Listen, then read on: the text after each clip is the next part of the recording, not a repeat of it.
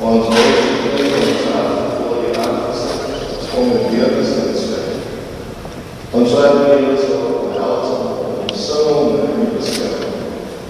God and I thank you for your joyful presence, that they will hang the mantle of leadership as it is gathered upon them, souls that will infuse their minds and their being with strength, and where they are praying and where they have souls will lift up in joyous praise, give them the strength and the knowledge that they walk in the path that you have laid out before them, and they are the shepherds of your people in this moment. They have been called to lead and in leading, Lord, keep their eyes and their eyes and compassion. That all of us there will be beneficiaries of its abundant bounty. That in their time and in their period of governance, that there will come a day that we will be able to say as our human brothers and sisters, that of all the children that are sleeping out in the cold at night in the hard ground of our cities and our townships, that of all the children in the world, none of them are survivors. May the day soon come, Lord, when the poor will be filled with hope again, and that all our people will stand up in the valley of despair and join each other on the summit that we have laid out for our land.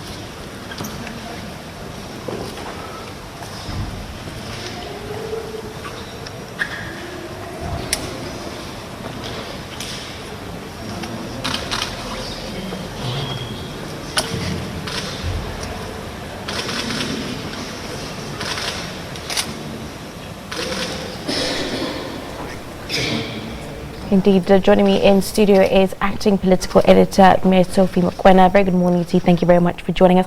Let's discuss how big of a day this is, specifically for Sir Ramaphosa. Well, of course, as you can see in those visuals, they're receiving blessings from the clergy, you know, seeking divine intervention.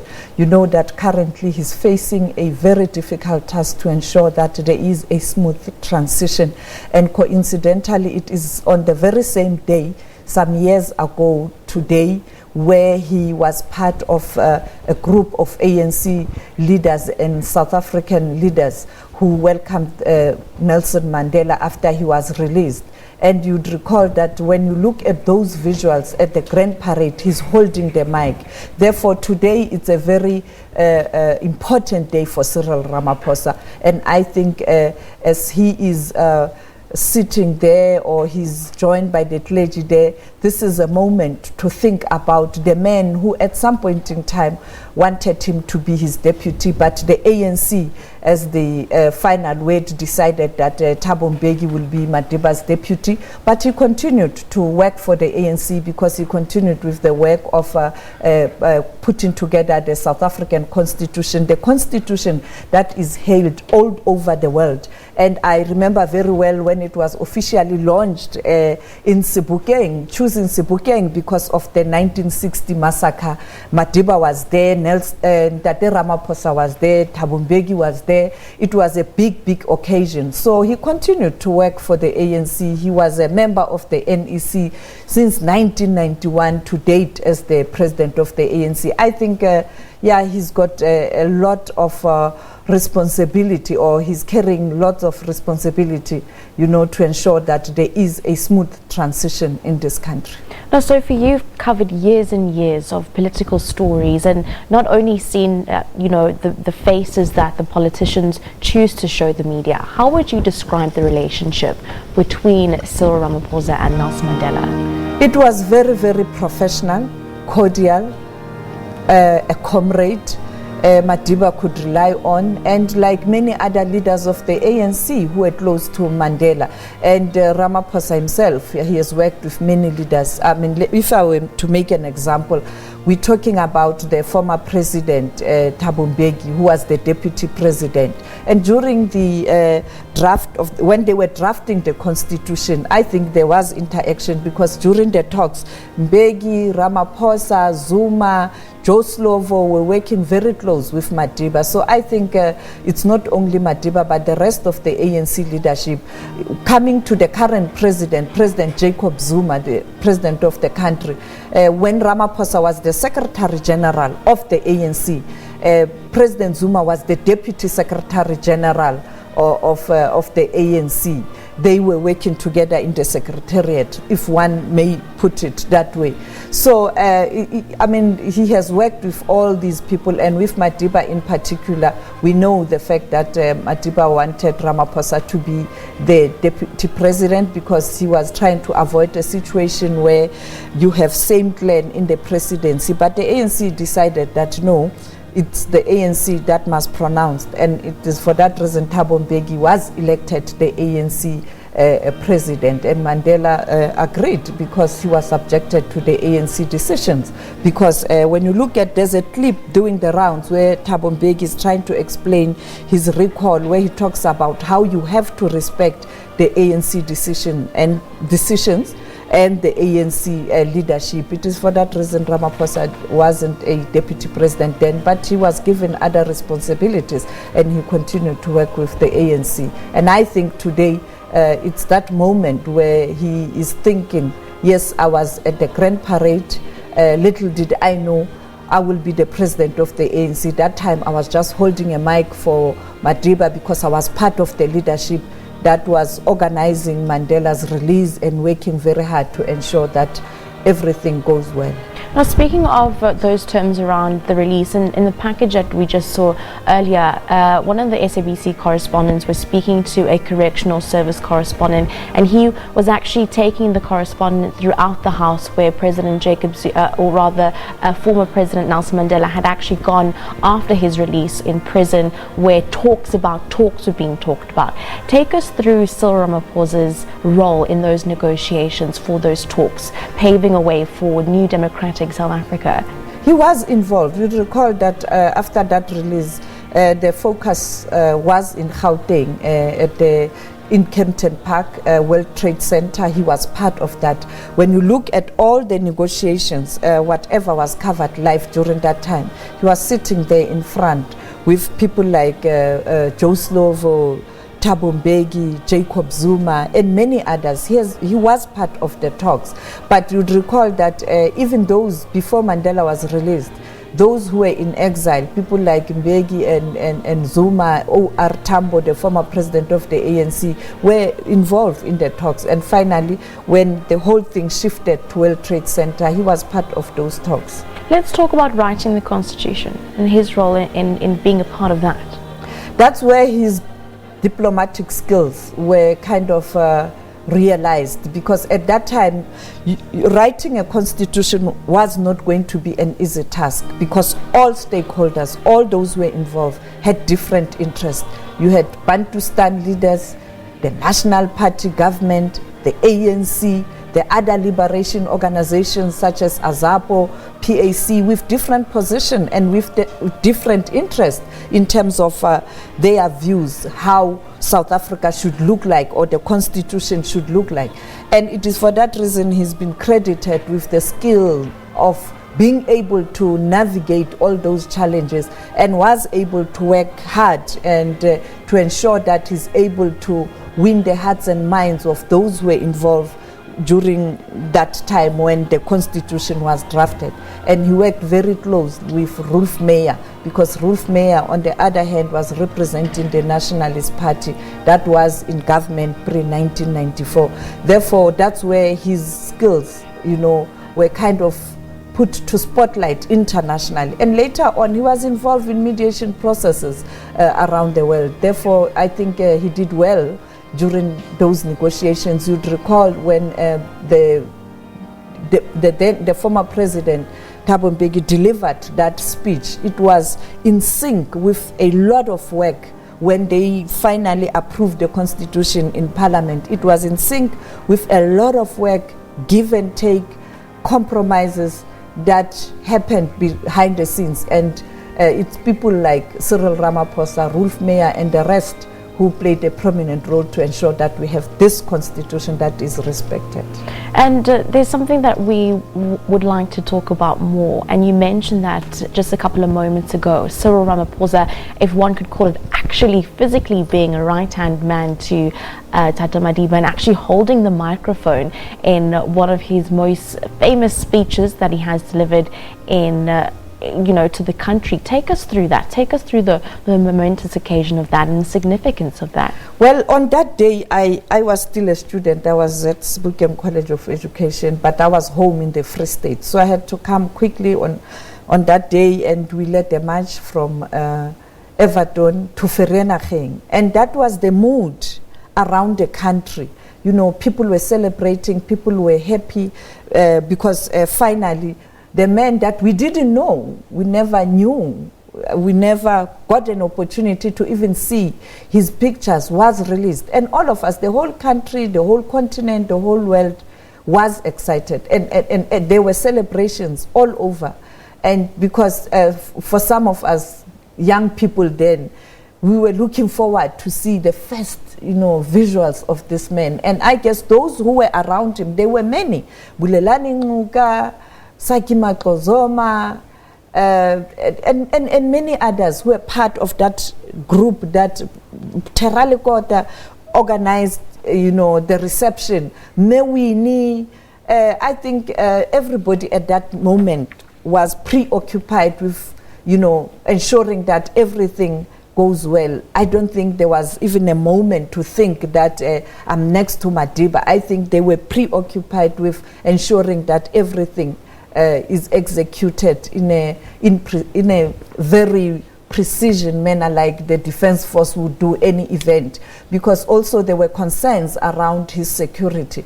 Therefore, I don't think there was even time to think about, I'm standing next to Mandela. It was a question of if we can deliver this project. And let's discuss those visuals there for the very first time, seeing Madiba walking with his famous fist up, side by side with Winnie Madikizela Mandela, walking out of the Victor Verster prison. We had a beautiful story yesterday, Hilda Ndunde, telling us that at that moment, the dress that Mewini is wearing in those pictures, she was given. She got it from Phumzile Mlambo Nquka. I mean, there were lots of people. You can see many people who were there, who participated in ensuring that everything runs smooth. And I think for Madiba, insisting that he wants to address people, even though there were concerns around his security, it's a clear demonstration that he was a man of the people. He was a leader who understood that much as I'm free, I have to speak to my people, and that speech speaks to the kind of a leader Madiba was. It definitely does, and then we're also seeing those visuals there of him actually getting into a blue Cressida there. And you mentioned there that he was a people's person, he was a leader of the people, and there we can see that they're walking, getting in without any security contingent. That's Madiba for you. Even when he was the president, you know, when he became a president, you know, the security and the arrangements around whoever is the president take a different turn, and accessibility is a problem. But Madiba would always defy protocol to ensure that people can have a glimpse of him, or he can say something. For us journalists, some of us, we found a way to ensure that we have a good relationship with him, so that when we want to ask questions, he greets you and then you ask a question. And that was Madiba. And even after retirement, I traveled with him a lot, both local and international. He continued to be very accessible and concerned about issues of service delivery. That is why even on retirement, he continued to build schools, clinics, and did everything supporting the country in any big government or national events to ensure that South Africa continued to pursue for excellence. And we do know that another NEC meeting has been called for tomorrow. Having a look at the timing of this, what are we expecting with South Africa's current political impasse? I think today, all those who are involved in those talks must really reflect and think about what Madiba would have done. At this moment, Madiba, was he going to cause more pain, or was he going to ensure that the smooth transition, and perhaps to ensure that he communicates with South Africa and the world at large in terms of what was happening? I think this is the moment to reflect for the ANC leadership. Secondly, we know that there's an NEC meeting tomorrow. We expect that from tomorrow, the nation will have better information in terms of where the discussions are. What do you think Madiba would have done? I mean, it's hard to say. It's very difficult. I don't know. But I think I've worked with Madiba, and I have been able to ask hard questions during the difficult times. You'd recall when, let me make an example, in 2005, when President Thabo Mbeki relieved President Jacob Zuma from his duties. What did Madiba do? We tend to forget. He issued a statement to support the sitting president. When Thabo Mbeki was recalled, what did he do? He issued a statement to support the ANC in ensuring that there's unity. So, you be the judge. And we saw in the previous SONA that it was widely criticized, not only in South Africa, but in the international community. How is the current impasse being reflected upon or being communicated to the international community at large? Well, of course, there was huge interest, particularly, it was the first time where you postponed the SONA, and it was definitely going to hog international headlines. I mean, the story was all over the world, you know, because it really indicated that something was not right in South Africa in terms of the transition, and therefore it automatically hogged the international headlines. Not only here in South Africa, but also in Zimbabwe, and the past couple of months or the past year that we've seen and the changes that have happened. What do you think this says with regards to liberation movements in Southern Africa and how it's being portrayed globally? I think they were ready to govern, but they are not ready for transition because they don't have a plan in terms of what needs to be done during the transitional period. And I think they do have a forum of liberation organizations on the continent, particularly the SADC region, the former frontline state. I think this is the matter they will have to discuss in one of those meetings where all these liberation organizations on the continent, when they have their meeting. I know that the past 5 years, they used to have meetings. Gwede Mantashe used to enjoy those meetings because they could reflect. I think when they go back to those meetings now, they must reflect on how the continent has changed, how the region has changed. Where is SADC in all of this? Well, SADC is there. I mean, SADC is an organ that looks at government issues, and they can't interfere in the political matters of respective countries unless they are invited. Thank you very much for joining us. And also, lastly, before we wrap it up, the AU, does the AU have any say in this or role that can be taken in this? It is a political matter, and the AU, neither would the UN or any multilateral organization interfere in South African politics unless they are invited. I don't think, and we are not at that point where perhaps we can ask for international intervention. I think South Africa is capable of solving its problems. We've done it before 1994. It happened during Mbek's transition. And even now, I think South Africa is capable of handling its own challenges. Thank you very much for joining us this morning, Mayor Sophie, acting political editor here at SABC News. Also so beautiful hearing you share your stories as a journalist that you've shared with Madiba, as well as now the transition in the role that we're seeing Cyril Ramaphosa take place. Thank you very much for joining us in studio. Let's cross back to those live visuals. ANC President Cyril Ramaphosa is in attendance at a church service at St. George's Cathedral in Cape Town.